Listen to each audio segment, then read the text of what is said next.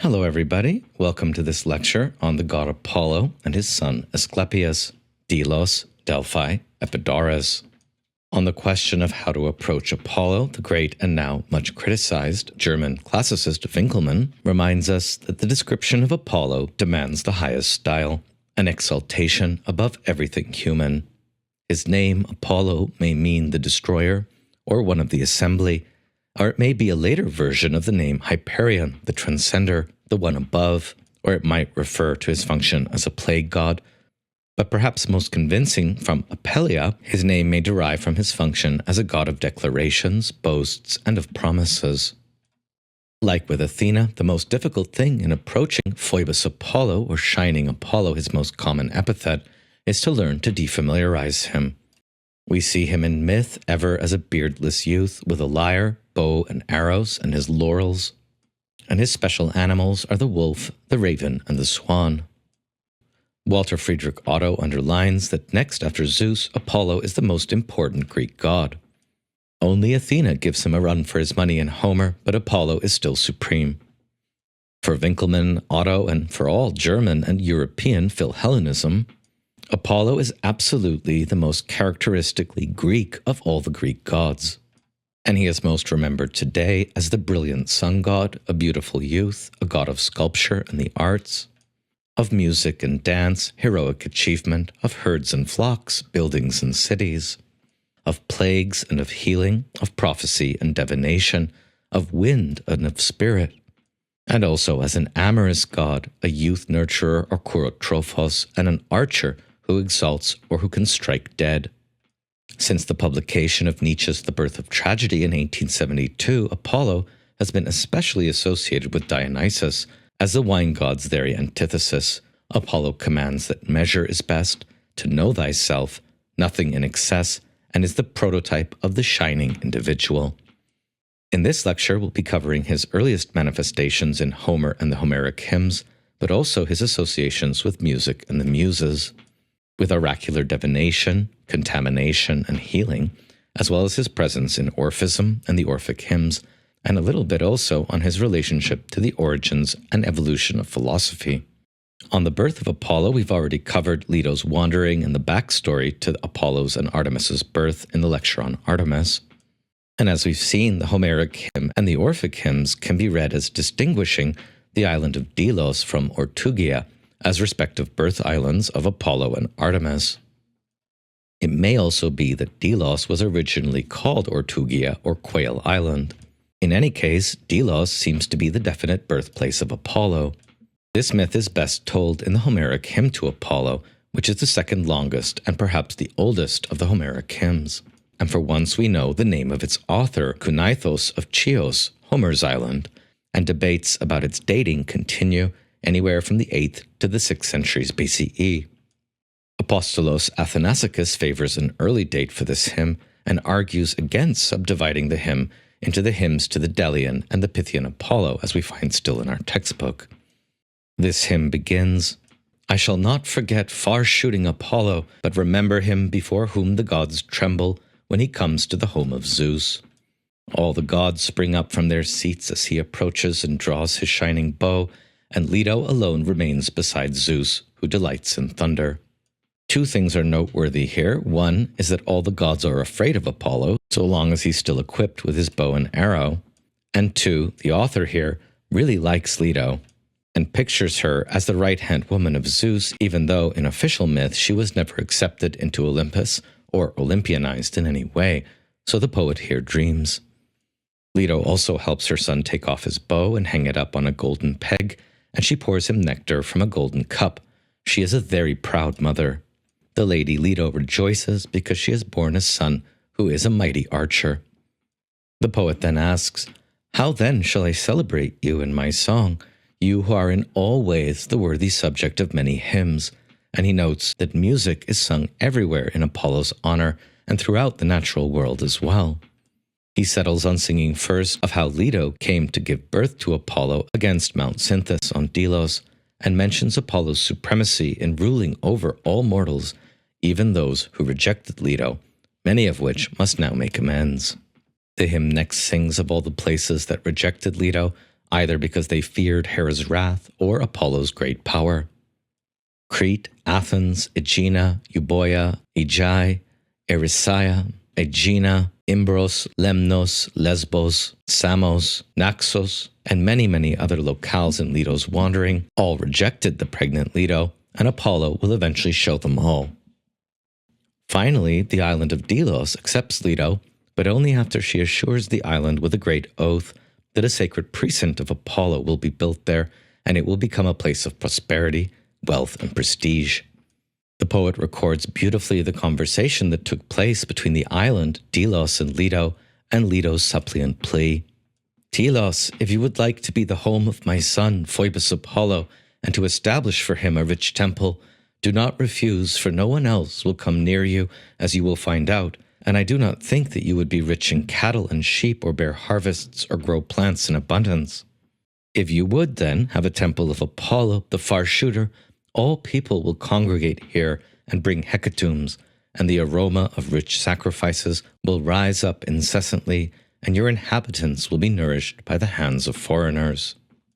To which the island Delos replies, Leto, most renowned daughter of great Coeus, I should receive your son, the Lord who shoots from afar with joy, for the terrible truth is that I have had a bad reputation among human beings, and in this way I should become greatly esteemed.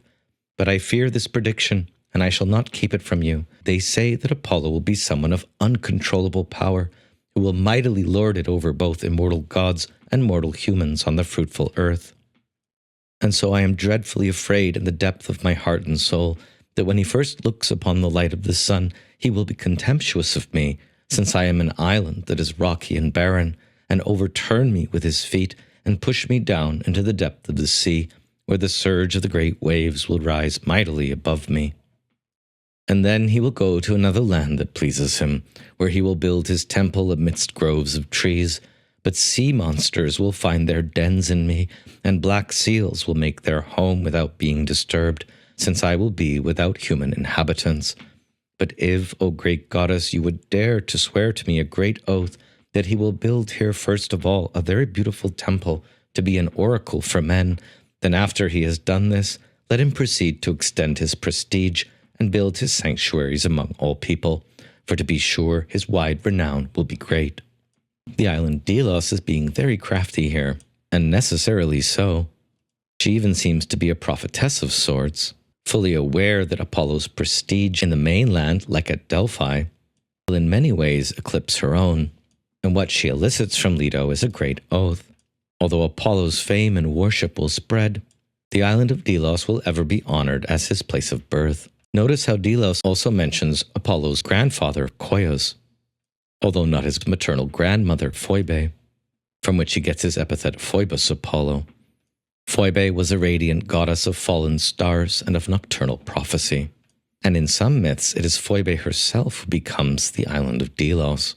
So it could be Apollo's grandmother here, herself personified as an island, here having forgot she's become an island, who alone among all the Greek islands is hospitable to Apollo's birth. The name Coeus might mean query or question, and he is sometimes associated with the pole star, Polos. Although we can't say much about Coeus and Phoebe, it does appear that they are both deities of prophecy, who in the figure of Apollo are combined with the powers of Zeus's parents, Cronos and Rhea. Leto swears a great oath, now let Gaia and wide Uranos above bear witness, and the flowing waters of the Styx, i.e. the greatest and most dreaded oath that there is for the blessed gods. In truth, a fragrant altar and sacred precinct of Apollo will be established here forever, and he will honor you above all. Then Leto endures 9 days and 9 nights of labor, the number 9 frequently being associated with Apollo, wherein she is assisted by the goddesses Dione, Rhea, righteous Thamos, and sea-moaning Amphitrite. At last, the goddess of childbirth, Eileithyia, who is held back by Hera, is summoned by Iris from Olympus to help in the delivery. Iris had to be bribed with a 13-foot-long necklace of golden threads. With Eileithyia's, or in some versions Artemis's help, Leto at last clenches a palm tree and sinks her knees into the soft meadow, and the earth beneath her smiled. And hence the date palm tree, or dactylos, is sacred to Apollo. All these goddesses present then tend to the newborn, washing and wrapping him in swaddling bands, and fastening on the infant a golden cord. The second baby Apollo tastes nectar from the goddess Themis, the goddess of law and order. He becomes unstoppable. Impetuous for glory, his first words are, "Let the lyre and the curved bow be dear to my heart, and I shall prophesy to human beings the unerring will of Zeus." These first words of Apollo already announce his three main functions. 1. Music or harmony. 2. Splendid precision. And 3. Having privileged access to the mind or the will of Zeus. The goddesses stand amazed. The island becomes stable in its foundation and blossoms in gold, and joy fills Leto's heart. In some myths, Apollo is subsequently raised by the Three-Eye, or the bee maidens of divination, where he learns prophetic skills in shepherding. More on them in the lecture on Hermes. Heidegger, in the context of his sojourns to Greece, found Delos to be the most splendid location he visited and his favorite of the Greek islands. He writes, "Delos, the manifest, the one that reveals and does not hide, but at the same time the one that conceals and hides. It hides the secret of the birth of Apollo and Artemis. Apollo, the one with great and luminous gaze, the glowing one, he who commands through splendor. The common birthplace for both gods is Delos, the manifest, this word in Greek meaning the manifest, the open, or signifying one." And for Heidegger, the Homeric hymn shows how Delos, the most insignificant and humble center in the circle of the Hellenic islands, in the birth of Apollo, hides what is sacred and protects against every profane crush. One barely begins to think enough what the name of the island contains. Delos is that which calls the whole of the Greek people to celebrate the festival which grants them the grace of divine favor and demands from mortals the reticence of awe. Heidegger really seems to have had a sacred experience on Delos, the grace of divine favor from the gods, and on the side of the mortals, the reticence of awe. In the conclusion of this part of the hymn, the poet goes on to describe, as Heidegger alludes to here, the great festival of Apollo at Delos, with its famous chorus of Delian maidens who can sing in all dialects. And the poet even identifies himself as the blind man from Chios, whose songs are the best forevermore. This is thought to be a reference to the bard Homer, although it's not believed the writer of this hymn is himself Homer. On these magnificent Delian festivities, the hymn goes on to sing, "O Phoebus, your heart is delighted most of all with Delos, where the long-robed Ionians gather with their children and revered wives. In commemoration of you, they take pleasure in boxing and dancing and song when they celebrate your festival. The men and the beautifully robed women, the swift ships and the abundant possessions. Most interesting of all are the Deliades themselves, or the mantic choral maidens of Apollo. As the hymn sings, in addition to this, there would be the maidens who serve the far-shooting god, the Deliades, a great and a wondrous sight, whose renown will never perish. They sing their hymn to Apollo first of all, and then to Leto and Artemis, who delights in her arrows, and they remember the men and the women of old and enchant the assembled throngs with their song. They know how to imitate the sounds and sing in the dialects of all human beings. So well does their beautiful song match the speech of each person that one would say he himself were singing." This last passage in particular is extremely mysterious. The Deliades, or choral maidens of Apollo, seem to be endowed with omniscience and a universal translator. So inspired by the god they are, that when listening to them, each spectator could swear that they were singing not just in their own dialect, but perhaps also in the very language of their individual soul. Each person who hears them even believes that miraculously these choral maidens are divining their song. So well does the song of these maidens match the speech or inner dialogue of each person that they feel they themselves are being channeled on the stage. This is a rare description of the power of performance in ancient Greek poetry and music. In short, the island of Delos is ever sacred to Apollo, and there remains today there impressive archaeological remains. As we've heard, Delos was Heidegger's favorite place in Hellas.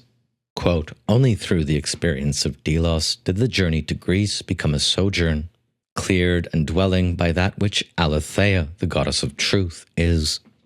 Delos itself is that field of the unconcealed hiddenness that accords sojourn, first to phusis or nature, and then in the sojourn granted by truth or aletheia. Definitely add Delos to your list of places to visit when you're next in Greece. In Ovid's Metamorphoses from the 1st century CE, we hear of the city Apollonia, where Aeneas, a son of Apollo, had served the people as priest and the men as king.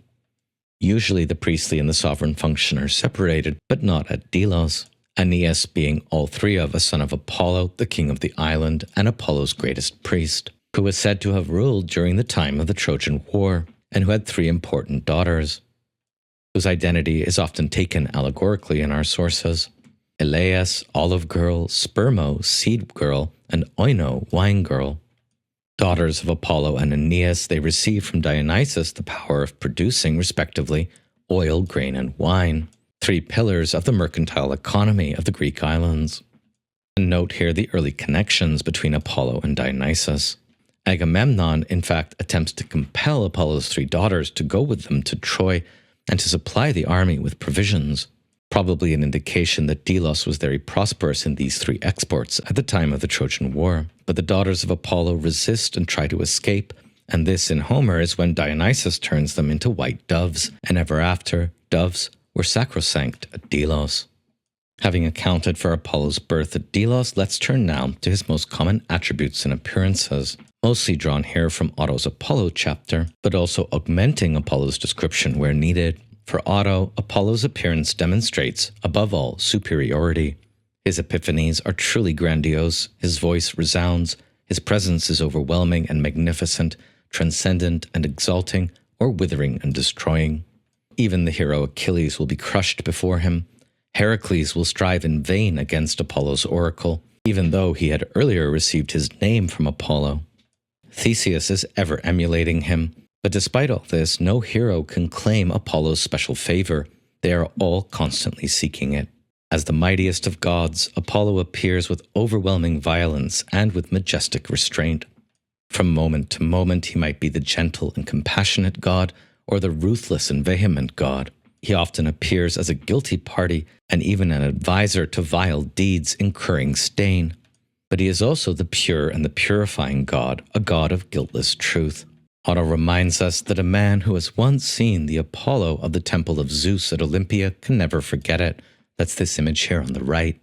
What it reveals is how Apollo, in the midst of overwhelming tumult, eris, and chaos, induces calm loftiness and self-knowledge. Know thyself, nothing in excess or measure is best being his mottos at Delphi. Apollo's bearing is noble and elevated, his movements fierce yet graceful, his countenance virile and clear, his hair golden and flowing, his body blooming freshness and highest purity. He stands, or sometimes also sits, to play music, always in the splendor of the sublime. His main epithet, repeated endlessly in Homer and everywhere, is Phoebos, meaning pure or holy, and often compared to the rays of the sun or to gleaming water. Unlike Athena, the ever-near, Apollo, for Otto, is the ever-withdrawing and the usually withdrawn. He accompanies no hero intimately, but judges them from afar, and he leaves his favorite abodes in winter for the Hyperboreans and only returns to them in spring and summer. Apollo's second most famous epithet after Phoebus is Hyperborean Apollo, Hyperborea being, according to the Delians, a distant land that no ship and no traveler can reach. It is a fabulous place, a kind of Apollonian fairyland, where holy people know neither sickness nor age, nor trouble nor struggle, and which exists in perpetual festivity to Apollo. Usually in the far north and west, Perseus was once conducted there by Athena on his way to slay the Gorgon. Abaris, the prophet, is said to have hailed from there, maybe himself being an original druid.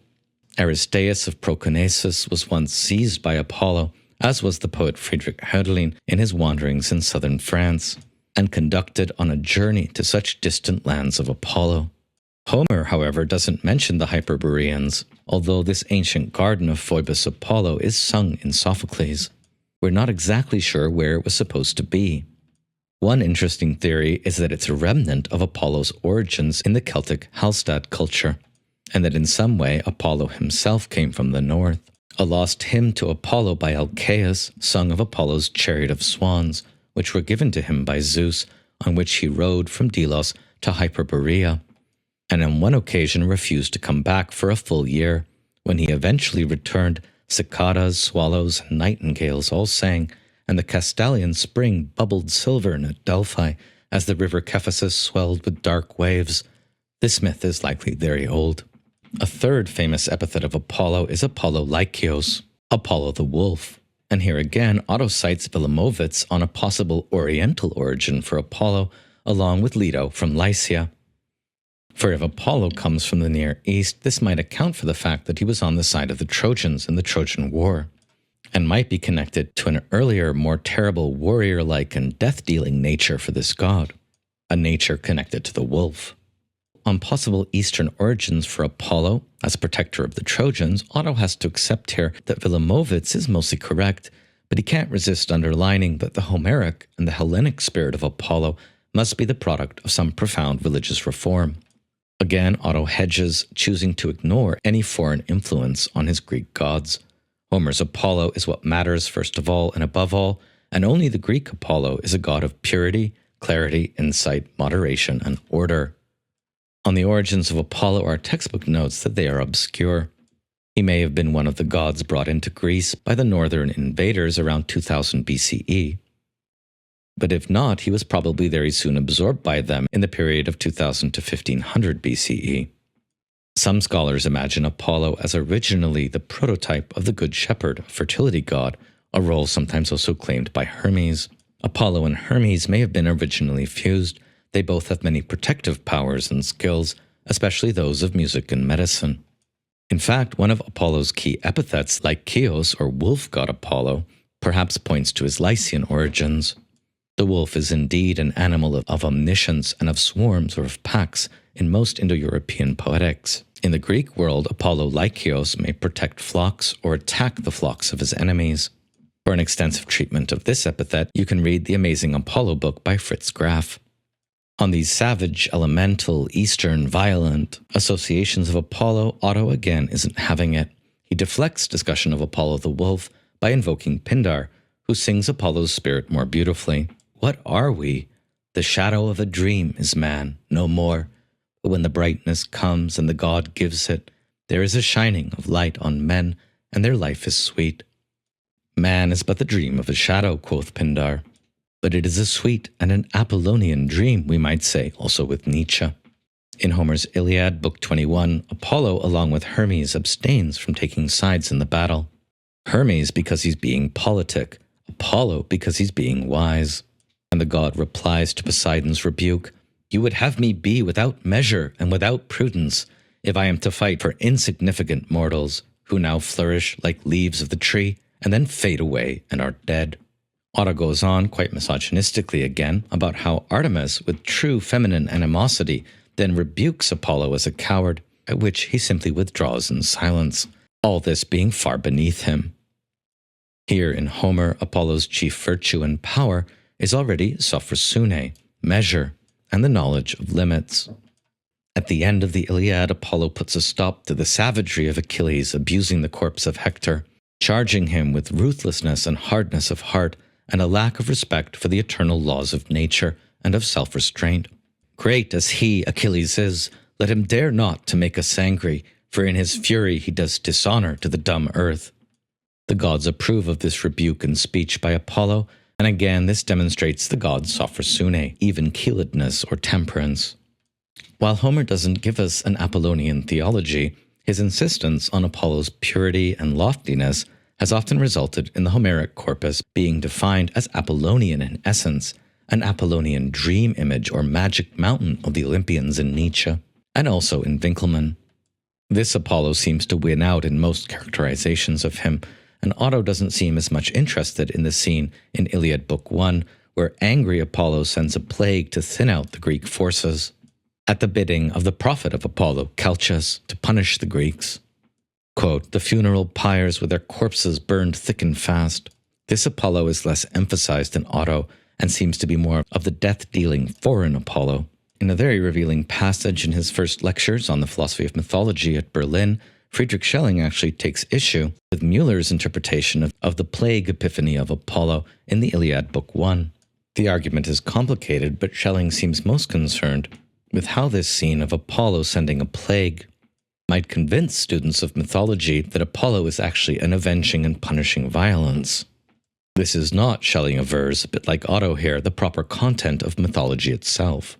For Otto, perhaps influenced a bit by Schelling here, the proper content of mythology is only what flows out of the abundance of the heart and the mouth that speaks truth, and thus what emerges as a kind of necessity, never the primitive or terrifying representations of the god. This sort of wearing of rose-tinted spectacles in approaching the Greek gods is especially powerful in the scholarship when it comes to Apollo. A more objective and measured assessment of the roles of this god really only comes into its own in the later 20th century, and so Otto in 1929 scratches his head in puzzlement as to why the Homeric poems are virtually silent on the widely attested function of Apollo as a god of purification and expiation of pollution, taint, or guilt, the Greek miasma. For this he acknowledges that we have to look to the religious and the ritual evidence and to other myths of Apollo, which often show the god's darker side. The god Apollo sends evil plagues and mental illnesses, but might also heal them. The god of calming music and the leader of the muses also sends disturbing frenzies to his priests and prophetesses.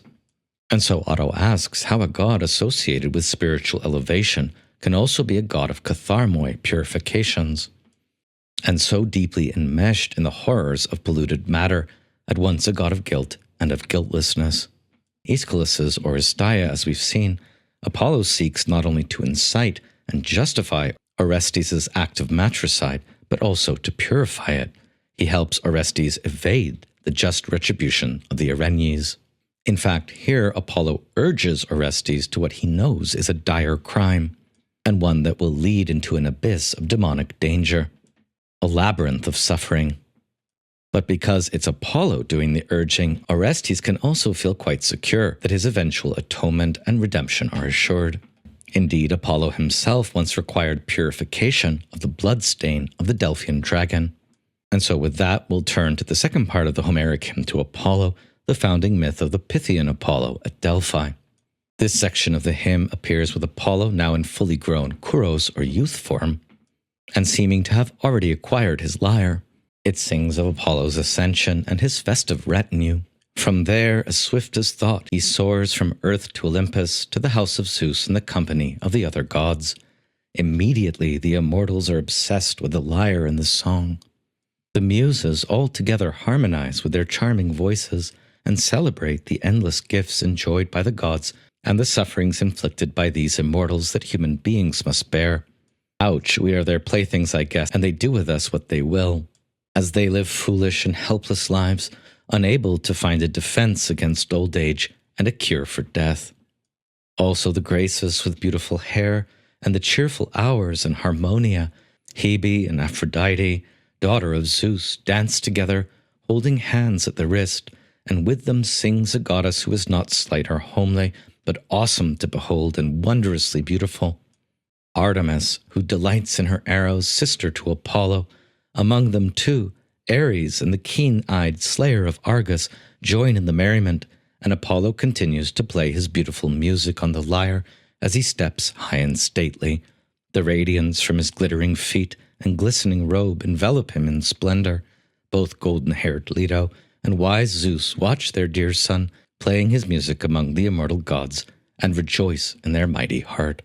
There's a lot of overlap in the retinue of Aphrodite, Apollo, and Dionysos, as we'll see, but it's significant here that in the festive retinue and celebration of Apollo, the great distance to mortals who are foolish and must bear what sufferings the gods send them is emphasized, and also how even Ares, the god of war, tries to play in Apollo's chorus. After this transitional song, the hymn goes on to ask about how the poet should sing of Apollo's first wanderings over the earth, and his seeking for a location for his oracle to the human race. How shall we sing of this, O far-shooting Apollo? After having ascended to Olympus and celebrated his chorus, Apollo descends again to Pieria, the Muses' mount, and sacred to Apollo. Then he goes on a long expedition, seeking a site for his oracle, first to the Lelantine plain, but it did not please Apollo's heart to build a temple in shady forest groves. So from there, Apollo goes to Mycalessus and to Messus, that is what these places are called before they later became Holy Thebes. But this region as well was too forested and too enclosed. From there the god moves on to Onchestus and its splendid grove of Poseidon, which was much too noisy from all the horses. And from there he went further still, and came upon the beautifully flowing river Cephisus, which pours its sweet running waters from the Leia, which he crossed and on to the many-towered Ocelea, at which he arrived at last at grassy Haliartus. Then he went to the nymph Telphusa, who lived nearby, and found a place pleasing for making a forest grove and a temple. Apollo addresses Telphusa. Telphusa, here I intend to build a very beautiful temple, an oracle for mortals. Here all those who live in the rich Peloponnesus, in Europe, and on the sea-girt islands will bring perfect hecatombs and consult the oracle. To them I shall deliver my answer and ordain infallible counsel in my wealthy temple. While there is probably no connection, the name of Telphusa here is interesting, and seems to be composed of two Greek words, tel from telos or end, glorious goal, and phusa from phusis, growing or natural things. This is also the first reference in our sources to Europe as a geographical entity, which unfortunately is not clearly defined in its boundaries or limits here, so we're not really sure how far it stretched. The vast itinerary of Apollo in seeking a site for his oracle is also worth exploring further. One could create for oneself a great tour of many places in Hellas by following Apollo's footsteps here.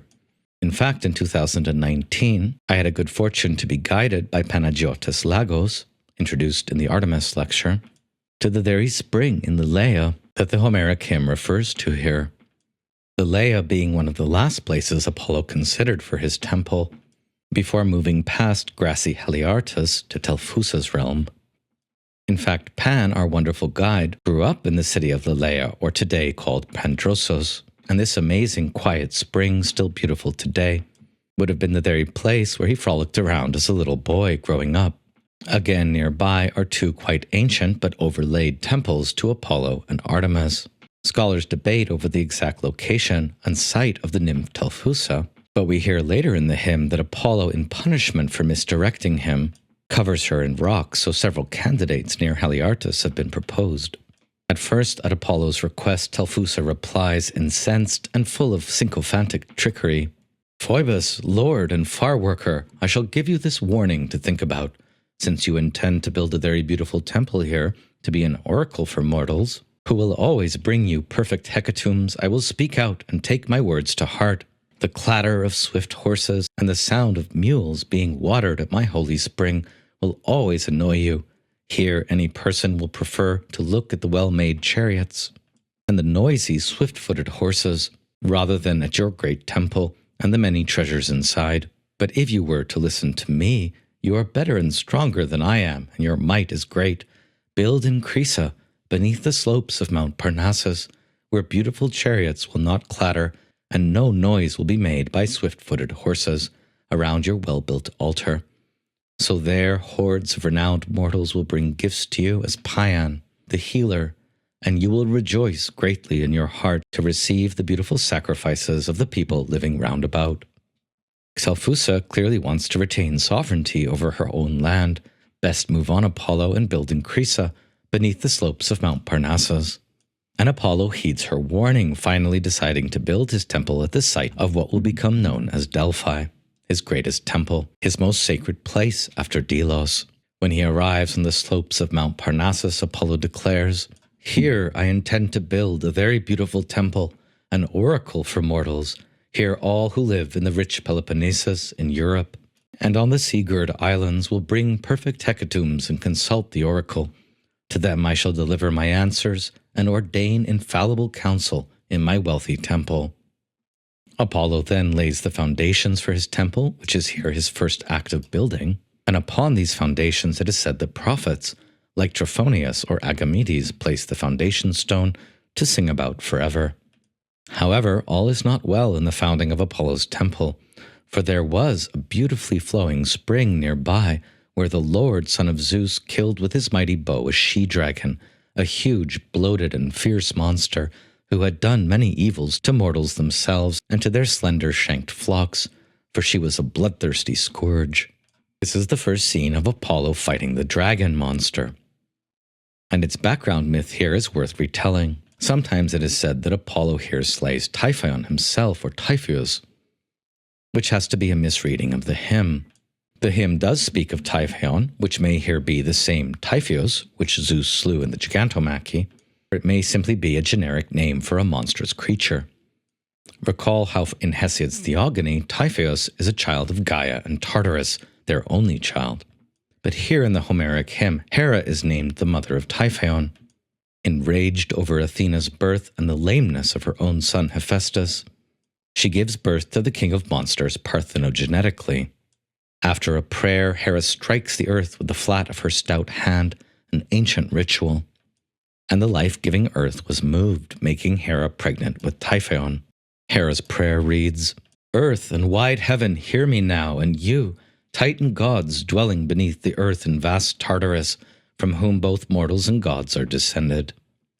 All of you listen to me and give me, without Zeus as father, a child in no way inferior to him in might, but let him be as much stronger than Zeus as all-seeing Zeus is stronger than Cronos." Having become pregnant with Typhon, Hera doesn't approach Zeus's bed for a whole year, but rather withdraws into her many temples, suggesting this myth may in fact be very early, and perhaps points to Hera's independence before the arrival of Zeus through the invading Indo-European tribes from the north. Eventually, Hera here gives birth to Typhon, like neither a god nor a human being, a scourge for mortals. Typhon is then given to an evil she-dragon, who remains unnamed in the hymn, but who through the hymn becomes Pytho, the one who rots under Apollo's solar rays. What the hymn says is that Typhon is raised by this evil she-dragon as his foster mother. The she-dragon taught him to be terrible, a source of evil for mortals. In the most canonical of all monster-slaying myths, it is Zeus who defeats Typhon in the Gigantomachy, and Apollo who defeats Pytho, or the she-dragon, in founding his sanctuary at Delphi. As for the she-dragon, whoever opposed her met the fatal day of death, until Lord Apollo, the far-shooter, struck her with a mighty arrow. Racked by pain, she lay, gasping frantically for breath and writhing on the ground. An unspeakable and terrifying sound arose as she twisted and rolled in the forest. Breathing out blood, she gave up her life, and Phoebus Apollo vaunted over her. Wow, that is a really misogynistic depiction. If you ever wondered about the Arca scene of the hero slaying the dragon, who they are all emulating is the god Apollo, precisely in this theme. The founding of Apollo's greatest sanctuary at Delphi is clearly a myth of patriarchal triumph over some original inhabitant of the site, in this case configured as a terrifying she-dragon. This theme is also underlined by Apollo's earlier conversation with Telphusa. The suggestion is clear: all the lands that Apollo travels through are, during the time that he seeks to found his temple, already inhabited by feminine deities, and likely already have sanctuaries and ritual religions devoted to them. As the she-dragon gasps her dying breath, Apollo speaks, "Now you rot here on the ground that nourishes mortals. You shall not live any longer to be the evil ruin of human beings, who eat the fruit of the all-fostering earth, and who will bring perfect hecatombs to this place." This Apollo boasts as the daimonion Thera, or uncanny beast, falls into the darkness. Indeed, quote, "the holy might of Helios caused her to rot there." And we can note here how often this hymn, like the Homeric hymn to Hermes, mentions Helios, which may be here either an ally power to Apollo, or perhaps an aspect of the god's very identity, accounting for the later syncretization of these two gods. The hymn goes on. Because of this, now the place is called Putho, and they sung its lord by the title Pythian, since the mighty glare of the burning sun made the monster to rot on the very spot. His slaying of the she-dragon being accomplished, Apollo then retraces his steps in order to take revenge on Telphusa for misdirecting him, and thereby acquires another epithet, Telphusian Apollo, when he pushes a massive shower of rocks and hides her beautiful stream. What an absolute dick, right? History always being told by the victors, of course. The she-dragon, or Telphusa, are virtually forgotten in myth and history. All that remains is the image of shining Apollo, triumphing over the darkness, and over the powers of the wilderness and the feminine. Apollo's next move in the hymn is to recruit a band of Cretan pirates, specifically from Minoan Knossos, as they were sailing their black ship to sandy Pylos. This implies two important things. One, Apollo's priests at Delphi are actually the descendants of pirates, which does make a bit of sense. And two, Apollo is importing a very ancient people, the Minoans, to help him oversee his sanctuary. He intercepts the ship of the Cretan pirates and leaps into it in the shape of a dolphin. The ship is possessed by the god, it quakes and quivers, and a great wind. Apollo and spiritual winds being quite synonymous, fills its sails and directs its course. The closeness of Apollo and Dionysus can again be underlined here, for there is a very similar myth when Dionysus is abducted by Tyrrhenian pirates and also takes divine possession of the ship. In this case, Apollo in the form of a dolphin flubbering on the mast, Apollo causes the ship to pass by many beautiful places, which is here the maritime version of the process by which he selected his temple, to vine-clad Crisa, the slopes of Parnassus, where the seafaring ship was grounded on the sand. And next we hear Apollo's first epiphany to mortals. All the previous events of this legend having to do only with gods or with demi-divinities. Apollo as dolphin leapt out of the ship like a star at midday.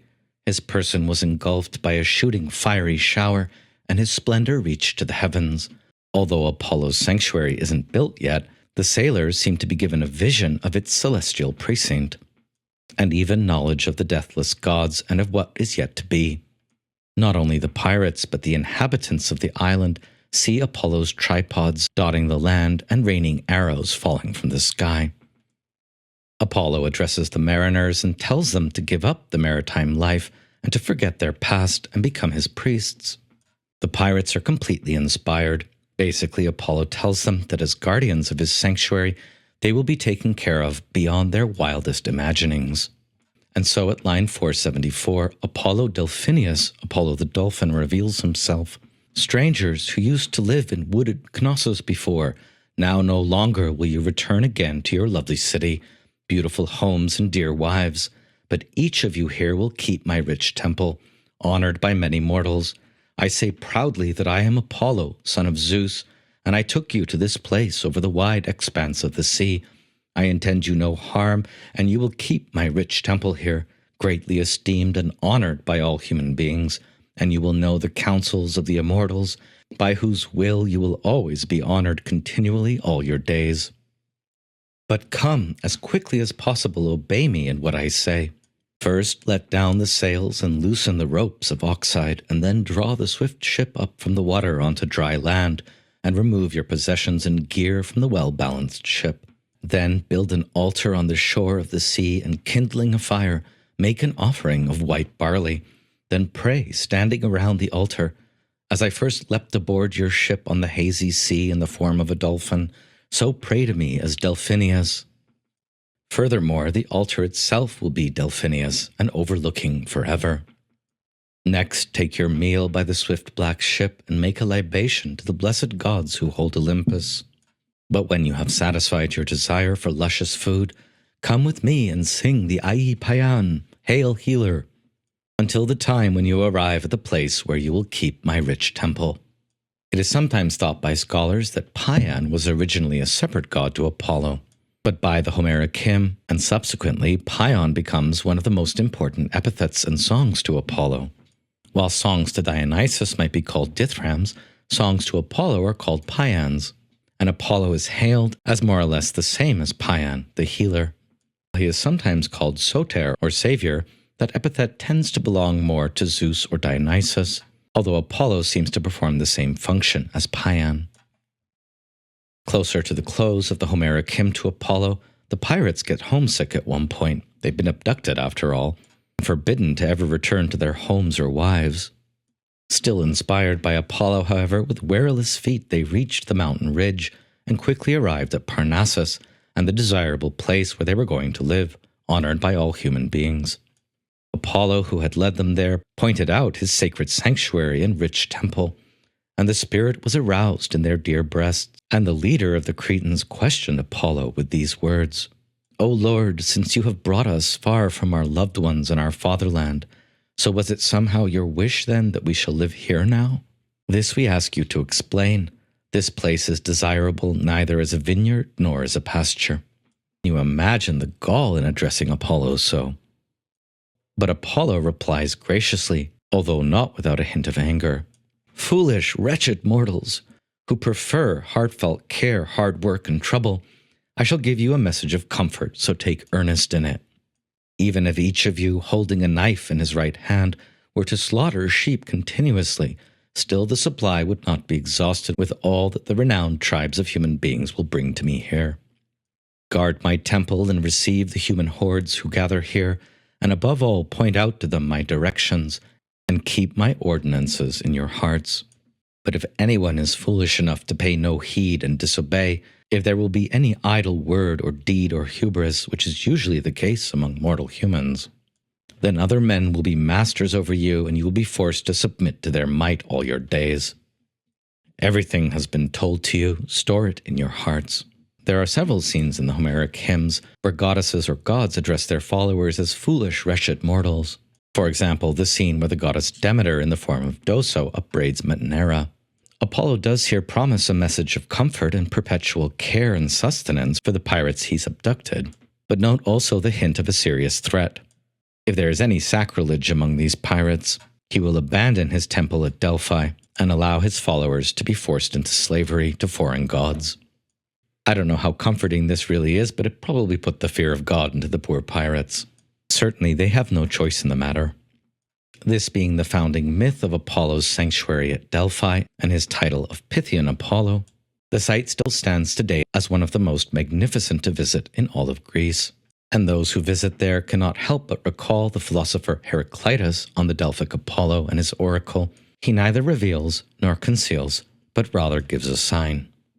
Evidence for cult activity at Delphi dates to at least 1400 BCE, and probably a lot earlier. It is one of the oldest sites in Greece, which is part of the reason why, by Archaic times and then continuously, it became the most important pan-Hellenic sanctuary, alongside Eleusis, the very Vatican of the ancient Greek world. Apollo as Pythian Apollo is the resident god at Delphi, the one who slays Pytho, and who rots all that is evil in mortal life. It is the resounding voice of this Pythian Apollo which is heard by the priestess, the Pythia, who might give advice on all types of questions to the Greeks, ranging from personal problems to the fates of cities. Visitors to Delphi were required to pay a fee, either based on a sliding scale or the importance of their question. Much contested evidence suggests that Delphi was a site dedicated to Gaia or Themis in earlier Minoan Mycenaean times. And the textbook notes how the slaying of the dragon, the traditional manifestation of an earth deity, represents the subsequent conquest by Hellenic or Hellenized Apollo.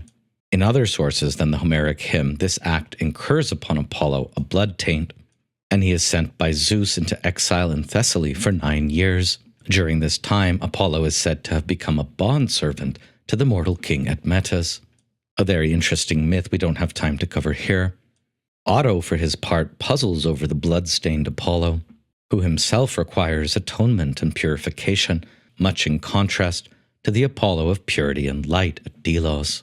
Other than the Pythia, Delphi is most famous for the Omphalos, which is the navel or center of the Hellenic world, and thus of the world as such.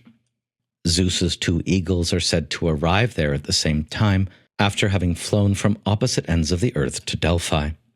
The German poet Hölderlin sings beautifully of Delphi, for firmly fixed is the navel of the earth.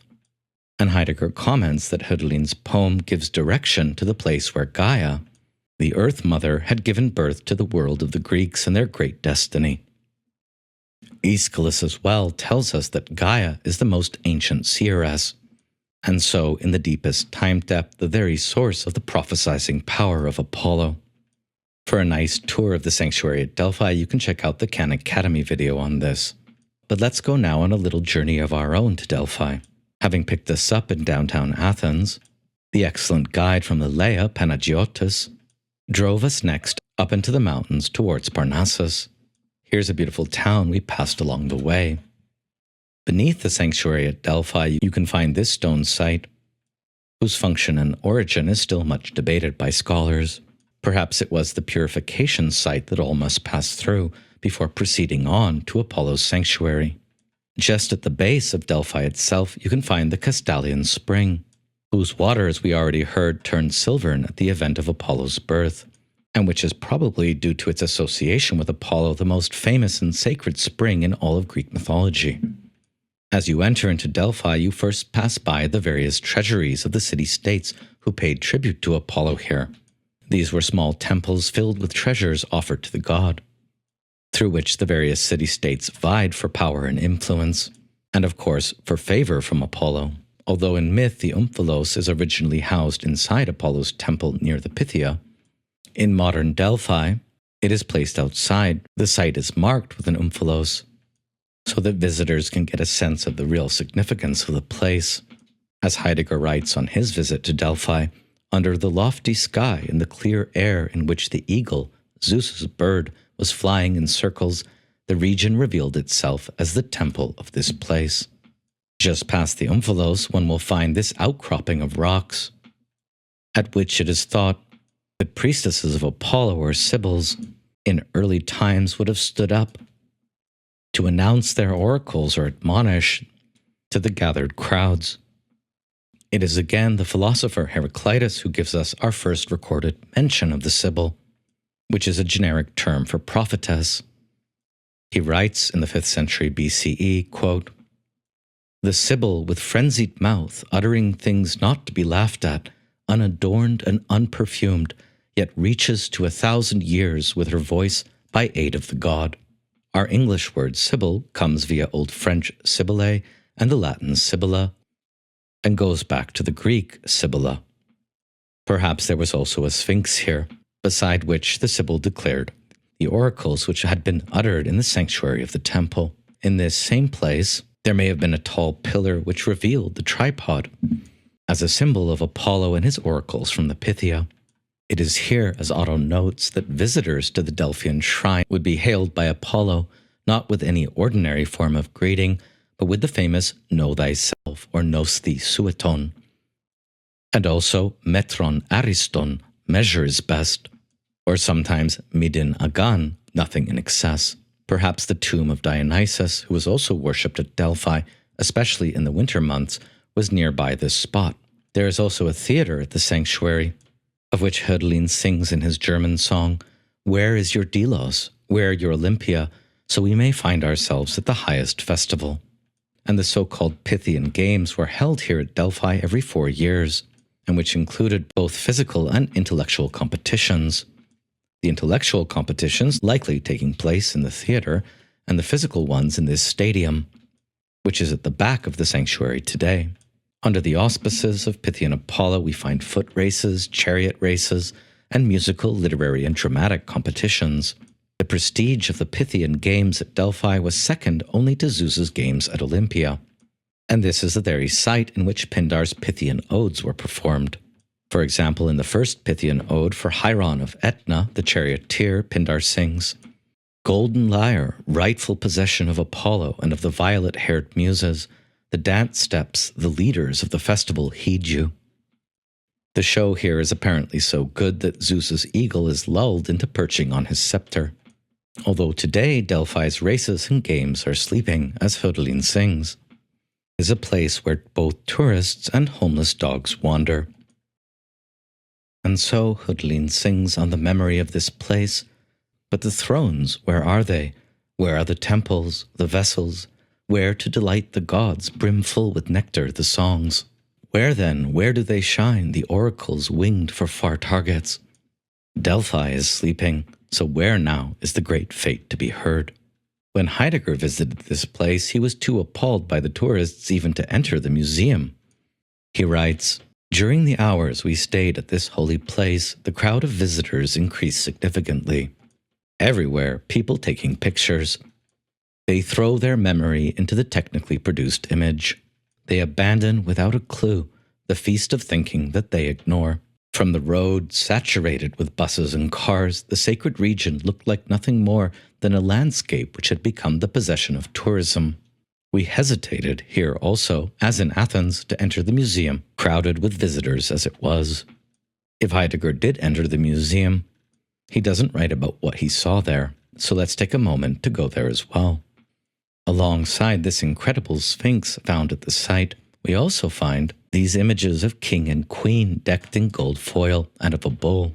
Is the queen perhaps Apollo's mother, Leto, or Artemis, or Apollo's own queen?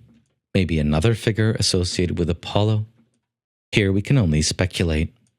Kourotrophoi, or divine youths in bloom, were also found, of course, indicating Apollo's courotrophic function. A more realistic, later version of the Omphalos stone is also to be found inside, and this site was still very active through Hellenized Roman times, Apollo by then having become more fully a charioteering sun god, as in this Roman bronze depiction. The most mysterious thing about Apollo's sanctuary at Delphi is, of course, the Pythia herself, her tripod, and her oracles. So let's turn to a little discussion of what's known about this.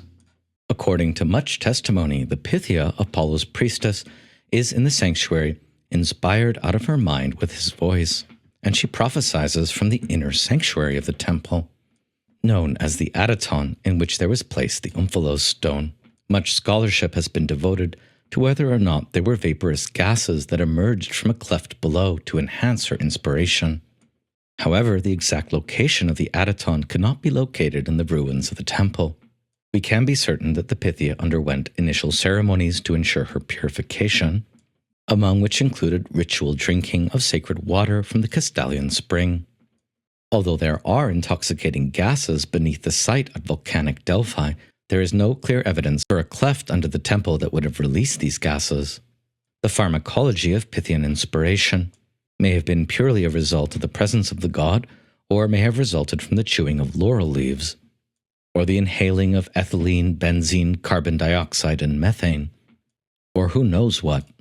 From broad testimony, often from her detractors, we know that the Pythia was famous for her incoherent ravings, and yet during some periods uttered her oracles in dactylic hexameter. During some periods, these oracles may have been transcribed by priests into prose or verse, or they were received directly. This opens the question of the education of the Pythia, since it's hard to imagine someone incoherently raving and uneducated, able to improvise dactylic hexameter poetry. We do have a large number of surviving written oracles said to be spoken by the Pythia herself, over 600, but most of them are contested in their authenticity. To receive an audience with the Pythia was an involved and costly affair. A fee, sacred cakes, animal sacrifices, and a long line. On one occasion, according to legend, an inquirer fell in love with her and seduced her. From then on, only mature women could become Pythias.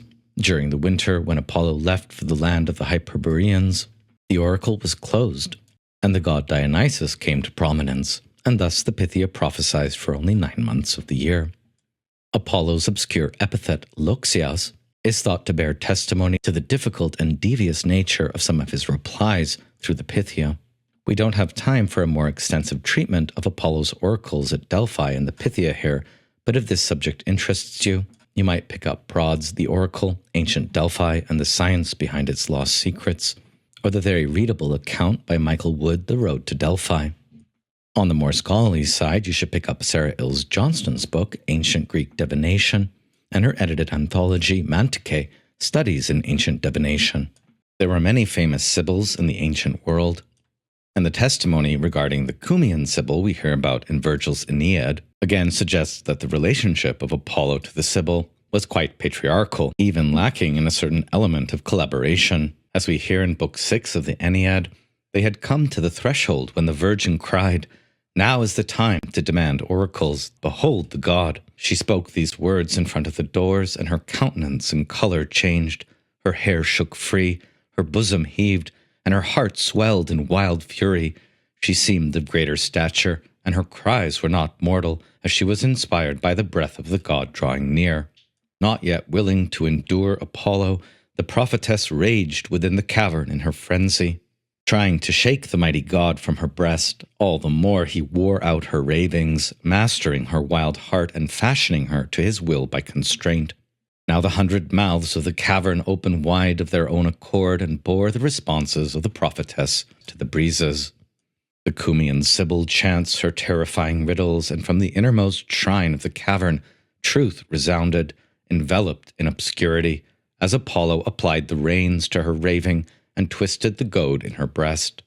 If further study of ancient Greek and Roman Sibyls interests you for your essay project, or you'd like to look into the relationship of the Delphic oracle to politics in classical Athens, then I would recommend these 3 books on the topic, each of which might furnish an excellent basis for your essay project. Picking us up as we left the museum at Delphi. With a pretty mischievous smile on his face, our guide, Panagiotis, next took us to the famous Corycian cave on the slopes of Mount Parnassus, quite nearby Delphi. This cave was sacred to the Corycian nymphs and the muses, and is considered by scholars due to Pausanias to be a place for the worship of Pan. It's also thought to be a ritual home of Dionysus. We hear regarding it in Strabo's geography, the whole of Parnassus is esteemed as sacred to Apollon, since it has caves and other places that are held in honor and deemed holy. Of these, the best and most beautiful is Corycian, a cave of the nymphs. Strabo giving pride of place over this cave to Apollo. In Pausanias we hear, on the way from Delphi to the summit of Parnassus, about 60 stades distant from Delphi, there is a bronze image, which marks the ascent to the Corycian cave, which is made easier for an active walker than it is for mules or horses. The cave is named after the nymph Corycia, and of all the caves I have seen, this seemed to me the best worth seeing. It exceeds in size most caves I have visited, but it is possible to make one's way through the greater part of it without lights. The roof stands at a sufficient height from the floor, and water, rising in part from springs but still more dripping from the roof, has made clearly visible the marks of drops on the floor throughout the cave. The dwellers around Parnassus believe it is sacred to the Corycian nymphs, and especially to Pan. This is how the cave looks today, with a fire pit at its center, in which one might perform rituals to Dionysus, Pan, or Apollo, and with many strange outcroppings of rocks, which seem almost to contain the demonic spirit of ancient animal forms. The cave is also mentioned in Pseudo-Apollodorus' Bibliotheca in the context of Zeus's fight with the monster Typhon. When Typhon steals Zeus's sinews from his limbs, he retreats to the Corycian cave to be restored. Among the Greek gods we have studied, Apollo is one of the most amorous, and the stories of his love affairs, the most well-known and widely retold. Daphne, the nymph or mortal woman, is said to have been Apollo's first love, and she accounts for his connections to the laurel plant, and sets the tone for most of his thwarted erotic conquests. She flees the advances of the god, not realizing he is Apollo or not believing him, and at the moment of being seized by the god transforms into the laurel tree.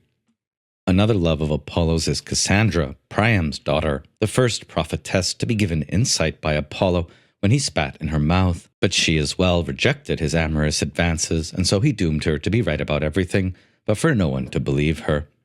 Marpessa, another mortal woman, ends up rejecting Apollo for a mortal lover, smart Marpessa. Urene seems to be one of Apollo's only successful loves, and she bears to him the demigod son Aristeus in Libya. Hyacinthus is Apollo's most important boy love, an equivalent of Ganymede, who, like Adonis, is transformed into the hyacinthus flower and comes to be celebrated in the festival of Hyacinthian Apollo. Cyparissus is another boy lover of Apollo's, but he loves a stag more, and wishes to die from grief when his favorite stag is killed, and so is turned into a cypress tree. Each of these loves of Apollo would warrant a long account, but we'll just focus here on Apollo's most important love with the mortal woman Coronis, who cheated on her lover Apollo with a Thessalian shepherd, and so he murdered her, but then repented and also saved their son Asclepius from her womb in the first Greek Caesarean section. As Calasso tells this tale, Coronis was watching her feet in Lake Boabais. Apollo saw her and desired her. Desire came as a sudden shock. It caught him by surprise, and immediately he wanted to have done with it. He descended on Coronis like the night, and their coupling was violent, exhilarating, and fast. In Apollo's mind, the clutch of a body and the shooting of an arrow were superimposed. The meeting of their bodies was not a mingling, as for Dionysus, but a collision. In the same way, Apollo had once killed Hyacinthus, the boy he loved most, when they were playing together, and the god let fly a discus. Coronis was pregnant by Apollo when she found herself attracted to a stranger. He came from Arcadia, and his name was Ischus. A white crow watched over her, for Apollo had told the bird to guard the woman he loved, so that no one might violate her purity. The crow saw Coronis giving herself to Ischus, and so off it flew to Delphi and its master to tell the tale. It said it had discovered Coronis's secret doings. In his fury, Apollo threw down his plectrum, his laurel crown fell in the dust. Looking at the crow, his eyes were full of hatred, and the creature's feathers turned black as pitch. Then Apollo asked his sister Artemis to go and kill Coronis. Artemis's arrow pierced the faithless woman's breast, and along with her the goddess killed many other women by the rugged shores of the lake. Before dying, Coronis whispered to the god that he had killed his own son too, at which Apollo tried to save her. In vain, his medical skills were not up to it. But when the woman's sweet-smelling body was stretched on a pyre as high as a wall, the flames parted before the god's grasping hand, and from the dead mother's belly, safe and sound, he pulled out Asclepius the healer. All of Apollo's love affairs, with the exception of Kerényi, seem pretty disturbing, but none more disturbing than this one. As Calasso comments here, the relationship of Apollo to Coronis is a mirror image to that of Dionysos and Ariadne. And wasn't Coronis in fact the name of one of the nymphs who had brought up Dionysus on Naxos? The tales of Ariadne and Coronis seem closely related. Both preferred a foreign man to a god. For them, the stranger means strength, and this is what the name Ischus means. And like Ischus, Theseus is also a strong man par excellence. Of all the women to whom the gods made love, Coronis is also the most brazenly irreverent. Already pregnant by Apollo's pure seed, elegant in her tunics as Pindar describes her, she nevertheless felt that passion for things far away, and went off to bed with the stranger who came from Arcadia. Pindar comments proverbially, craziest type of people are those who scorn what they have around them and look elsewhere, vainly searching for what cannot exist. In Coronis's case, what she had around her was a god whose child Asclepius she was already bearing. It is as if, out of sheer caprice, the fullness of the Greek heavens were fractured here. The stranger from Arcadia was even more of a stranger than the god, and hence to Coronis more attractive. From Coronis's tale we can transition now to a briefer discussion of Apollo's most important son, Asclepius, the god of healing, medicine, and dream incubation, sometimes trained by the centaur Chiron, who is either a disciple or sometimes even a teacher of Apollo. Having been saved from Coronis's womb by fiery Caesarean, the child is said to have been given to Chiron the centaur to raise, who is himself later wounded by the poison arrow of Hercules and in need of healing. Most of Asclepius's myths indeed connect him to the proverbial concept of the Chironian wound. Already in Homer's Iliad, the physicians Machaon and Podalirius are two mortal sons of Asclepius. The goddesses Hugaia, goddess of health, and Panacea are also said to be his children. The Asclepidae were great physicians, among them Hippocrates, originator of the Hippocratic oath to do no harm, and often thought to be the first scientific physician. As the textbook explains Asclepius's divine functions, his chief method of healing is in sanctuaries, using the method of incubation, or sleeping in a holy place. After preparatory rites, patients went to sleep at night in special buildings, or in caves where they were to dream, in the hope of seeing an oracular vision of Asclepius, who would heal them immediately or prescribe cures, such as magical incantations, drinking potions, or bandaging wounds with certain soothing remedies. Stories were told that surgical operations were magically performed on sleeping patients. After the vision of the god, snakes would move freely among the patient and would provide healing by licking the afflicted. While Asclepius can definitely appear as a darksome or chthonic god, associated with serpents, the power of the earth, and of nocturnal dreams and transformations, a god who wields the power of the Gorgon's blood. His most conspicuous quality remains that of tenderness or gentleness, epiotes. The full study of Asclepius could take weeks, so extensive is the evidence, especially in Hellenistic and Roman antiquity. For example, in the first book on dream incubations in Asclepius we have, by Artemidorus. But here we can begin a little earlier, in classical Athens, by recalling Socrates' last words in Plato's Phaedo. Right before he drank the hemlock poison and died, he said, "Crito, I owe Asclepius a rooster. Make sure you pay the debt." This dialogue had begun with Socrates in prison. His execution temporarily stayed, while a delegate of theoroi or messengers were waylaid in their return from the island of Delos. And during this time, Socrates has an ominous dream where the god Apollo shows up and tells him to practice music. Believing that by being a philosopher he had in fact been practicing the highest form of music all his life, He at first didn't realize what the god Apollo really meant, but just in case his intention was really to practice music, Socrates picked up the lyre and began to compose Aesopian fables. Here in Plato's Phaedo, as elsewhere, Apollo and his son Asclepius, alongside Dionysus, are the preeminent gods of philosophy, which Socrates defines in this dialogue as a practicing for death. His last words, "I owe Asclepius a rooster," being suggestive for Nietzsche at least, that Socrates saw life as a disease, the liberation of the immortal soul in death through the power of Asclepius, being the ultimate salvation that the philosopher could hope to achieve.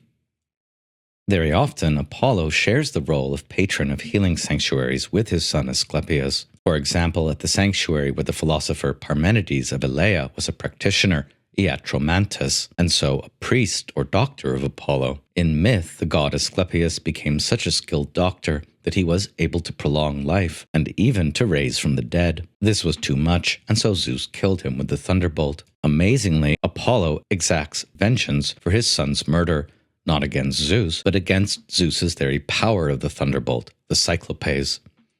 Various versions of Asclepius's myth exists, but in all of them, he heals the sick and even raises the dead, which has led to many comparisons of his myth with Christ's miracle of raising Lazarus. Recall how, as a son of Apollo and Coronis, Asclepius begins his career as a mortal. In most versions, after he is slain by the thunderbolt, he undergoes an apotheosis, becoming a god.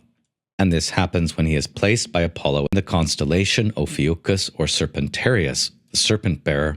Asclepius is even conceived by some later Orthodox Christians beginning in late antiquity as a healer who wrestles with serpents and thus presides, along with Christ, over rebirth. The Jungian psychologist C.A. Mayer has written an excellent book on Asclepius and other deities associated with healing and dream rituals, and summing up Mayer's findings here a bit, we can say that Asclepius's attributes are both mantic, divinatory or prophetic, and chthonic or serpentine. His animal familiars are the dog and the serpent, and in this form he works under the protection of his father as Apollo Kunagetes, Apollo of the dog, and this perhaps because dogs were understood as guides to the spirit world, or as tracers of the tracks of the divine in this one. Those born under the constellation of Asclepius Serpentarius are said to be called to the divine vocation of healers, botanists, or medicine people. And after his death, it is said that Asclepius's spirit was given the ability to go to anyone at any time, wherever healing miracles are worked in Pangaea. Here Asclepius becomes not only a heavenly constellation, but also an earthly chthonai, daimonic spirit who might emerge from anywhere in the earth, manifesting himself at particular localities and shrines or genii loci. Asclepius might manifest healing epiphanies wherever he wishes. In some later testimony, he ascends to heaven from earth and again descends to earth and is endowed with the strength of the powers of above and of below. In this aspect, Asclepius is called to as Apollo Melietas, or Apollo the healer. The Homeric hymn to Asclepius sings about the healer of sicknesses, Asclepius, son of Apollo, in the Dacian plain of Argos, goddess-like Coronis, daughter of King Phalegyus, bore him, a great joy to mortals and a soother of evil pains. He is worshipped predominantly at springs and groves and in caves, and his two main cities are Epidaurus and Kos. Pausanias tells us about a famous statue of Asclepius at Epidaurus, which shows him on a throne with a dog, and also Bellerophon with the chimera and Perseus with the head of Medusa are represented. According to this myth, Asclepius had received from Athena the blood from the veins of the Gorgon, and he holds two vials in his hand. With the blood from his left hand he might send plagues, but with the blood from his right he heals and raises men up from the shadow world. Image of Asclepius's outstretched hand is common in his testimony, not only Asclepius but also Apollo, Zeus, and Dionysus being referred to as gods of the light touch, or the epithet Epiphus, he who touches. Healing by touch is also associated with Chiron, Athena, Hera, and Persephone, and seems related to the word chirurgos, or working by the hand, that is, practicing the art of medicine. Such healing with gentle and perceptive hands also seems present in the legend of the soothsayer Melampus, who is said to have received his divine vocation under a tree with a serpent coiled around it. Driving west and south from Athens today, about 2 hours, This is the scene that will greet you as you enter into the ancient sacred lands surrounding Epidaurus. Here we found another excellent guide, whose name was Heracles, i.e. Hercules or Heracles in modern Greek. His tour advertised to show us the healing lands around Epidaurus. He is a deeply committed Greek Orthodox Christian, and also a vegan or Greek hortophagos. Here you see him at the beginning of our tour, holding out various berries and herbs that grow wild in this region, and which have healing properties associated with the god Asclepius. Nearby the sanctuary at Epidaurus, there is one of the most ancient olive trees in the Greek world, said in myth to have been the first olive tree, which was grafted there by Hercules himself. Here you see Heracles with his Thunderbolt neon t-shirt, sitting on the tree of his namesake, an olive tree that may be well over 2,000 years old. The day was brutally hot, and the climb up to the Asclepion quite arduous, but Heracles had a plan to keep us in good spirits along the way. As it turns out, there was a Greek Orthodox church halfway up, these churches being all over contemporary Greece, and usually empty and open when not being tended to by the priest. Filled with beautiful iconography and a rich history, here Heracles taught us the rituals that pilgrims passing by these shrines should perform, and treated us to an exceptional discourse regarding the history of the relationship between Asclepius and Christ in Orthodox Christian conceptions of this region. Later, it was time to have lunch in an even more beautiful Greek Orthodox temple, this time dating to at least 1200 CE. Here some of the paintings were at least 500 years old. And again, we dwelled here for quite some time, while Heracles explained each of the iconographic images and how they were related to the healing properties of the land, and thus as well to the god Asclepius. Heracles was such a thoughtful guide that when lunchtime came around, he handily pulled out homemade Greek salads, made mostly from vegetables in his own garden and local bread, as well as his wife's famous garlic sauce. This was definitely the best meal we had in Greece, and here Heracles taught us about the difference between prosphoros and artos bread for daily use, and the bread brought to church on Sunday, often imprinted with a special seal. The healing powers of Eucharistic bread, both in daily life and in the celebration of the Eucharist, he described with great knowledge and feeling. Eventually, after all this amazing preamble, we made our way to the site of Epidaurus itself, which is a very large and beautiful archaeological site with an enormous theater and many temples, some of whose individual functions are still being worked out by scholars. Here you see what is thought to have been the main temple of Asclepius at Epidaurus, and the statue of him in the museum at the site. We again find interesting testimony regarding the presence of Asclepius at Epidaurus in Pausanias, when he tells us of an ancient painting in the Tholos or temple, which depicts Methe, or the goddess of intoxication, on the left, drinking from a crystal goblet, which she looks into and sees her own face. On the right of the painting is Eros, who has thrown down his bow and arrow, and in place of them is playing the lyre. Seeing the little-known goddess of intoxication narcissistically absorbed in her own image in the mirror, and Eros on the other side playing music, is an image we find nowhere else in our classical sources, and may indicate the presence of a lost myth. Meyer here speculates on its meaning. Perhaps one of the purposes of Asclepius in his temple was to heal the Greeks of their excesses, of their Dionysianism and intoxication, to mirror the effects of Methe back onto the subject through dreaming incubation, and to exalt through his son Asclepius the beauty of Apollo and Apollo's wisdom. Perhaps the meaning of this scene is that Eros renounced the dangerous projection of emotion in favor of healing music in the Asclepion. Often said to be the daughter of Asclepius, the goddess of healing, who Gaia has a beautiful Orphic hymn to her, which we can read now. Queen of all, charming, lovely, and blooming, blessed who Gaia, mother of all, bringer of prosperity, hear me. Through you vanish the diseases that afflict men, and through you every house blossoms to the fullness of joy, and the arts thrive. The world desires you, O Queen, and only soul-destroying Hades ever loathes you. Ever youthful, ever beloved, you are a haven for mortals. Apart from you, all is without avail for men. Wealth, sweet to the feaster, and giving of abundance fails. And man never reaches the many pains of old age without you, sole mistress and queen of all. But goddess, come, ever helpful to the initiates, and keep away the accursed distress of harsh disease. That being a very brief foray into Apollo's most important son, Asclepius, let's now return to Otto and finish our coverage of his main appearances. Otto defines Apollo as a god who induces declarations of faith, again connected to the etymology of his name from apalai, to declare, boast, or promise. His most important ritual connections seem to be with youths and with rites of passage into manhood, and this seems to account for his patronage of athletics, for his love affairs with boys who are his favorites and most Apollo-like, and as in the poet Pindar, Apollo is often prayed to populate the city with vigorous men. In Homer's Odyssey, Apollo favors Odysseus' son Telemachus with manly qualities. And Hesiod as well tells us that Apollo develops boys into men. He's also the god who gives all seers, men or women, their visionary gift, a god of occult knowledge and of the special exaltation of spirit. And here his most important manifestation seems to be as a musical Kourotrophos, a patron of the power of poetry and of music. As Otto writes, surely music stands at the very center of Apollo's manifold perfections. His whole nature is musical. In the Iliad, Apollo plays at the feasts of the gods and also at the marriage of Peleus and Thetis.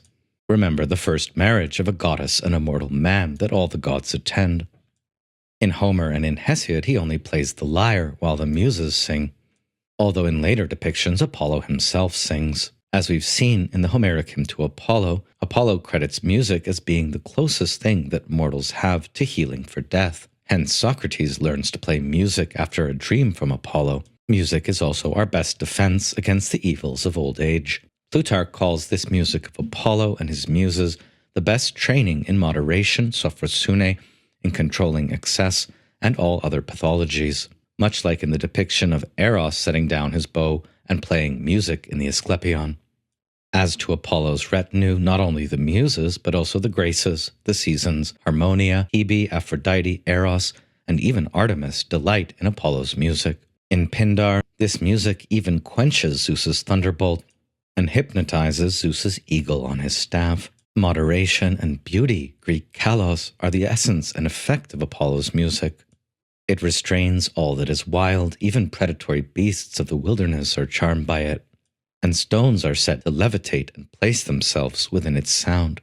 This description of Apollo sounds very much like traditional descriptions of Orpheus, and we can note here that Apollo is the father of Orpheus in many myths. The deepest mystery of Apollo and of Artemis for Otto, as in Heidegger, who gets it here from Otto, is the paradoxical relationship between his bow and his lyre, both bios in Greek, which points to the paradoxical unity in human life of healing music and of violent or gentle death. As Otto puts this, kinship between the two instruments has often been felt. The likeness is not limited to outward form, which for Heraclitus makes bow and lyre a symbol for the harmony or unity of opposites. Both bow and lyre are strung with animal sinews. The same verb which is used for striking the strings of a musical instrument, salo, is frequently applied to the snapping touch of the bowstring. Both bow and lyre also give off a sound. As Homer sings, the bow twanged and the strings sang aloud. And when Odysseus strings the bow to slay the suitors, he does so as a man who is skilled in stretching the string on a new-made peg of his lyre. Perhaps anthropologically, Otto speculates bow and lyre were originally one. On the nature of Apollo's activity, we hear that the song of the most alert of the gods does not arise dreamlike out of an intoxicated soul, but flies directly towards a clearly seen goal, the truth, and the rightness of its aim is a sign of its divinity. Everything Apollo perceives attains form. The chaotic must take shape, the turbulent must be reduced to time and measure, opposites must be wedded in harmony.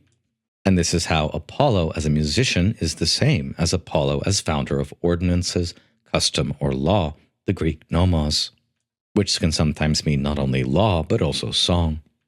On the classic opposition, popularized since Nietzsche, of the Apollonian versus the Dionysian, Otto writes that although Dionysiac enthusiasm was once an important force, there can be no doubt that the Greek temper was inclined to subdue this and all other forms of intemperance, and that its great representatives unhesitatingly embraced Apollonian spirit and nature. Dionysianism desires intoxication, hence proximity. Apollonianism desires clarity and form, and hence distance. In being an anti-proximate god of farness, Apollo rejects whatever is too near, such as entanglement in things, the melting gaze, soulful merging, mystical inebriation, and its ecstatic vision. Apollo desires not soul, seal, but spirit, Geist. And we can note here that Apollo represents a different kind of freedom than the Dionysian. For although the Greeks did not have a concept of free will, their notion of freedom, the Greek eleutherios, was closely tied to Zeus and to his two mightiest sons, Apollo and Dionysos. The nature of the freedom involved differs in each case. Zeus's freedom, or eleutherios, is within the horizon of primeval law, its titanic or Gaian roots, and its Olympian future. Dionysus seems to bring about freedom from below, unleashing the intimacy of the chthonic, the psyche, or the soul. Apollo's freedom is freedom from above, far-seeing, detached, and ideal spiritual freedom. And here Otto makes a comparison between Apollo and Christ, who also represents sublime transcendence. Quote, "If the Christian humbles himself and is thereby assured of becoming worthy of God's love and God's nearness, that is, in his Son, Apollo requires a different humility. Between the eternal and earthly phenomena to which man as an individual belongs, there is a gaping chasm. The individual being has no part of the realm of infinity. What Pindar in the spirit of Apollo impresses upon his hearers is not a mystical doctrine of a blessed or unhappy beyond, but the very thing that separates God and men from one another.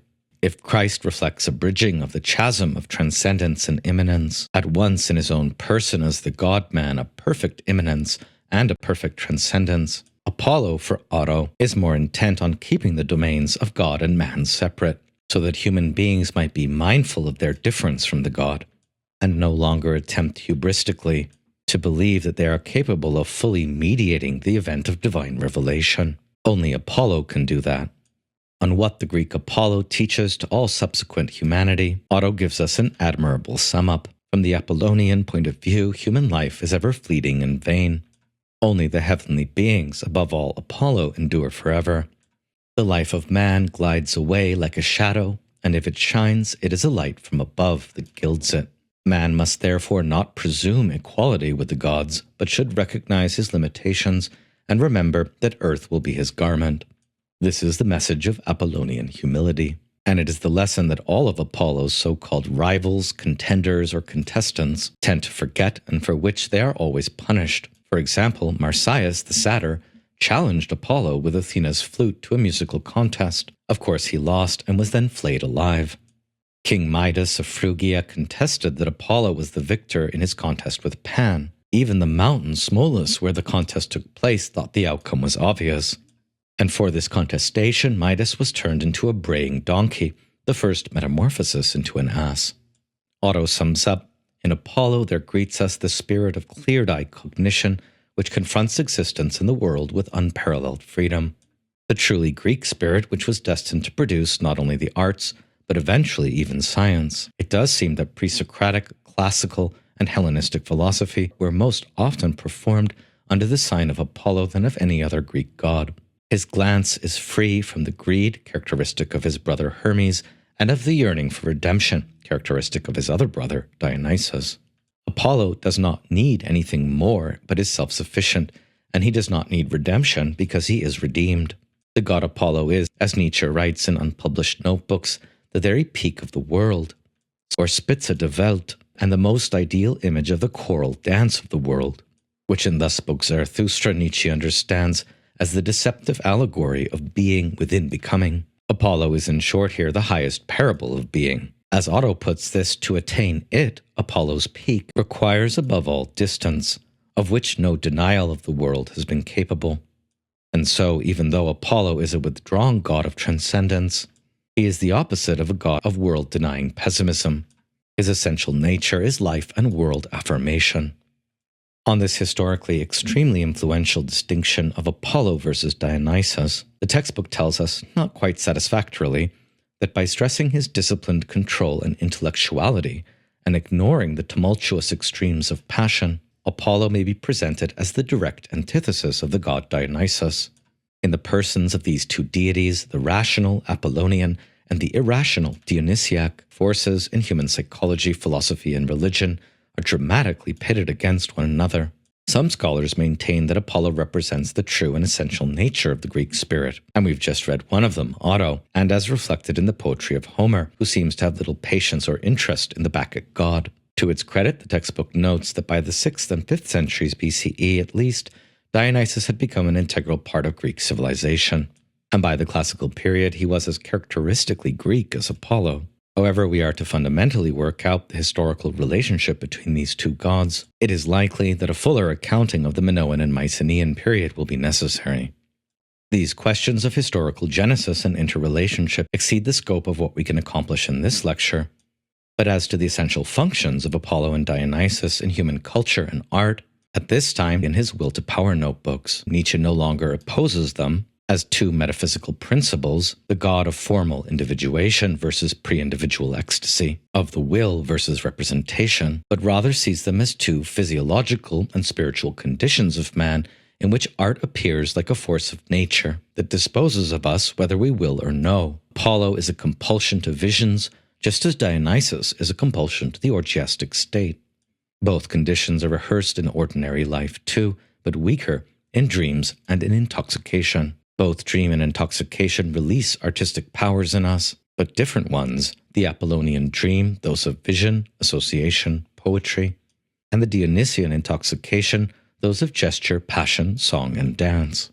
150 years earlier, the Philhellenic German classical studies scholar Winckelmann, gazing at the Apollo Belvedere, defined the Eurocentric classical vision of Apollo in a way that has proved quite difficult to fully deconstruct. He writes that this statue of Apollo, here on the left, is the highest ideal of art among all the works of antiquity that have escaped destruction, i.e., Apollo is a god of eternal form. This Apollo surpasses all other images of him as much as the Apollo of Homer surpasses those portrayed by later poets. His build is elevated above human nature, and his stance bears witness to the fullness of his grandeur. An eternal springtime, like that of the blissful Elysian fields, clothes the alluring virility of mature years with a pleasing youth and plays with soft tenderness upon the lofty structures of his limbs. In gazing upon this masterpiece of art, I forget all else, and I myself adopt an elevated stance in order to be worthy of gazing upon it. My chest seems to expand with veneration and to leave like those I have seen swollen as if by the spirit of prophecy.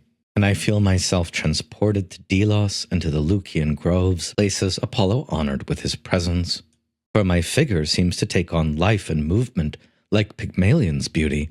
How is it possible to paint and describe it? As the textbook notes, while still moving, such passages are increasingly difficult to appreciate, and the Apollo Belvedere no longer holds the august position in the Western canon of art it once did. For shortly after Winckelmann's writing, this statue became a battleground of scholarly debate which thematized the viewer's relationship to the Greek past. Not so much what it really saw or knew based on the evidence, but rather what it wanted to see and know based on the viewer's preference for certain quite personal myths about the origin, history, and artistic appreciation of this god. In contrast to the more tender and effeminate Apollo Belvedere, the Apollo we find on the west pediment of the Temple of Zeus of Olympia provides a stark contrast. Here, the presence of Apollo is much starker and more commanding, even terrifying, as Rilke will sing indirectly of this god, the beginning of a terror that we can just barely endure. In Otto's conclusion, we hear that Apollo, the far shooter, is the most suprapersonal of the Greek gods, of the most sublime height, a splendor of clarity and a perfection of form, and this easily explains why he became a sun god. Early as Aeschylus, in a lost tragedy, the Bassarai, it was said that Orpheus revered Helios as the greatest of all gods and called him Apollo, and Aeschylus also calls Helios Phoebus, Apollo's epithet in his Prometheus. In both the Homeric hymn to Apollo and to Hermes, there are many subtle suggestions of a close connection of Apollo and Helios, as we'll explore more in the next lecture on Hermes. Certainly, by the Hellenistic period and after Alexander the Great, there emerged the most standard and mighty depiction of Apollo holding the universe in harmonious motion by the tones of his lyre, and striking the lyre with his plectrum as the very light of the sun. What the textbook and also Otto tend to undertreat from the Archaic period is Apollo's connections to herds and harvest and to the winds, especially Boreas or Zephyr, which fertilize the land, spread seeds, and grow plants, making Apollo irreducibly as well a fertility god. Many other important myths to do with Apollo are also undertreated, such as Apollo's role in dream incubation and medicine, to Asclepius, as we've covered a bit here, and also Apollo's connection to Zeus's most famous oracular sanctuary at Dodona. Apollo also appears frequently in myth as protecting his mother Leto from slight or assassination, as in the myth of Niobe, or when he slays a giant who tried to abduct and rape his mother, and a full accounting of Apollo's appearances in heroic myth would be the subject of several lectures. Especially interesting, although we don't have time to cover it here, is the full account of his period of slavery as a day laborer to the mortal king Admetus, which Roberto Calasso gives an excellent retelling of in his chapter on Apollo. I've also included this week from Carl Kerényi's book Apollo, the Wind, the Spirit, and the God, his third study, Apollonian Epiphanies. This piece is interesting for its close comparison of the phenomena of Apollonian inspiration to the biblical Greco-Roman and German language and liturgies of spirit, Hebrew ruach, Greek pneuma, Latin spiritus, or German Geist. This chapter by Kerényi is important because of its coverage of Callimachus's 3rd century BCE famous second hymn to Apollo. In Callimachus, the song, or paean, to Apollo becomes a song of greeting and response between the poet's imaginary chorus and the arrival of Apollo to the festive song. Callimachus's vision is windy, quaking, and trembling, even the foundations of Apollo's own temple, and it comes with a choral leader's command to be silent and hear Apollo's glory, which reminds us also of the later Chaldean oracle and their injunction, sing a hymn to the paean, keep silent, initiate. Also in Callimachus, Apollo kicks in the door of his temple with his majestic foot, and many other important aspects of the god's epiphany are sung in Callimachus and compared by Kerényi to other sources. Callimachus cites Homer on Apollo's elitism and selectiveness. Apollo appears not to all, for in his presence nothing lowly can persist. And this in part accounts for the frightening aspect of his epiphany, for frightful are heavenly gods to behold openly, which may have been the source for Rilke's opening lines of the first duetto elegy. Roberto Calasso may have out-Otto'd Otto in a very insightful passage in his The Marriage of Cadmus and Harmony, when he calls Apollo, Artemis, and Athena the three unnatural divinities, who march forward cloaked in their own auras. They look down at the world when they plan to strike it, but otherwise their eyes are elsewhere, as if gazing at an invisible mirror, where they find their own images detached from all else. This very aloofness lent itself to profanation and hubris. In Apollo's case, any old shepherd might claim he played the pipes better than Apollo, whereas it was unlikely that a mere hetaira would try to tell Aphrodite how to do her job. To these three unnatural gods especially, the people of the earth were a temptation, alluring because full of stories or intrigues, or sometimes isolated from their own stubborn perfection that asked nothing from heaven. But these alluring mortals were also treacherous, ready to stab a god in the back or to disfigure a Hermai. Through these aspirants to Apollo, Artemis, or Athena, a new state of mind emerged, something unknown in the past, that of the god who is misunderstood, mocked, belittled, and the result was a string of vendettas and punishments, dispatches issued from an ever-busy office. For Calasso, the hero Theseus was the original creature or pet of Apollo in this sense, since he was always attempting to rival his slightly older contemporary Heracles, both of whom were always trying to emulate an inaccessible Apollo. As the first slayer of monsters, Theseus attempts to be as like Apollo as possible, despite the fact that his lineage is that of Poseidon. But Apollo makes no comment. All of Theseus's life, the only thing Apollo ever says to him directly is a piece of sage advice: take Aphrodite as your guide. Already in the life of Theseus sees the stage of the struggle of Apollo and Dionysos being set. In the figure of Theseus, these two gods have struck up a pact. What that involved was the translation imperative from Crete to Athens, whereby one god, Apollo, took over from another, Dionysos. Through the figure of Theseus, power passed from the secret twists of the labyrinth to the frontal evidence of the Acropolis. And all of this came about courtesy of Theseus. His relationship to Ariadne, Ariadne's relationship to Dionysus, and all the other tales of his heroic career ensuing, young girls being sacrificed, love affairs, duels, desertions, and suicides. The human melodrama of Theseus's life, with its songs and its chatter, cover up for the silent substance of a divine pact between Apollo and Dionysus. This changing of the guard between Dionysian Minoa and Apollonian Mycenae and Athens occurs in the context of his expedition to Crete. and implies an affinity between Apollo and Dionysus behind their apparent opposition. It is not an affinity the Greeks are eager to bring out to the open, if only because it is something they are not proud of. First and foremost, what Apollo and Dionysus have in common in myth is their stories of having been betrayed by mortal women. Ariadne betrays Dionysus for Theseus. Coronis betrays Apollo with the mortal Isthus, and to kill any woman who loved and betrayed them, Apollo and Dionysus both call on Artemis, the divine assassin with her bows and arrows, and both of these brothers watch in silence as their women are slain. There could be no greater complicity for the two gods than this having both turned with the same gesture to the same assassin to put to death the women they loved. And this is what ultimately makes Apollo and Dionysus the best of brothers, or Dioscuri, in upholding the new Olympian order of Zeus. The most secret affinity between Apollo and Dionysus is the relationship of fire to death. For, quote, the destiny of death by burning runs through the stories of Apollo and Dionysus like a scar. Semele is burnt to death, and she is Dionysus's mother. Coronis and Asclepius are reduced to ashes, and they are Apollo's lover and son. The divine fire devours those venturing outside the human sphere, whether they be betraying a god, bringing a man back to life, or seeing a god bereft of the cloaking veil of Epiphany. Beyond the limit laid down for what is acceptable, burns the fire.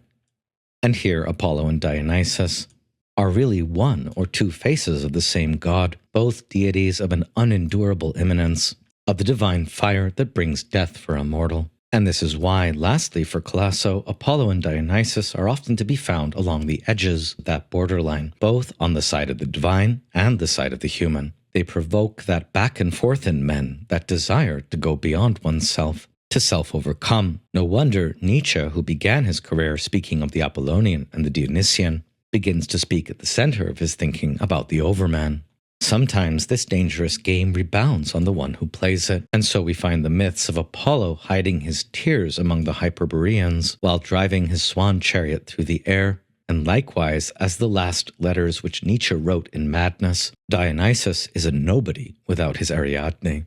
Let's conclude this lecture with 3 poems to Apollo, one modern by Rainer Maria Rilke, and 2 ancient, in the first poem of Volume 1 of his new poems. And thus, at the head of this cycle of poems, one of the many surviving torsos of Apollo in sculpture, Rilke sings from the essential nature of this god. We never knew his head, and all the light that ripened in his fabled eyes, but his torso still glows like a gas lamp dimmed, in which his gaze, lit long ago, holds fast and shines. Otherwise the surge of the breast could not blind you, nor a smile run through the slight twist of the loins, towards that center where procreation thrives. Otherwise this stone would stand deformed and curt under the shoulder's transparent plunge, and not glisten just like wild beast's fur, and not burst forth from all its contours like a star. For there is no place that does not see you. You must change your life. In Rilke, even through his archaic torso, the fullness of the ancient manifestation of this god is evident. Above all, his singular command to know thyself, transformed in Rilke, as there is no place that does not see you. You must change your life.